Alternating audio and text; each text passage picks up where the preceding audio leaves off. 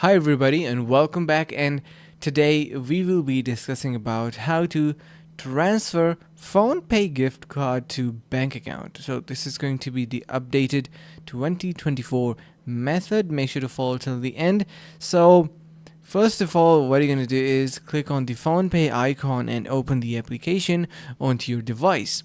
Once your application is opened up, click on Phonepe wallet option, and once you are in the wallet, there is a withdrawal option available at the top corner of the display in the application. To transfer your money from the wallet to your bank account, drag your wallet icon downwards onto the bank icon. Now you have to enter the amount you want to withdraw from your wallet into the bank account. Click the proceed button and the amount from your wallet will be transferred to your bank account. So that's how easily you will be able to complete the process. I hope this is going to be helping you guys out. Subscribe to our channel if you haven't done that already, and stay tuned for more videos like these.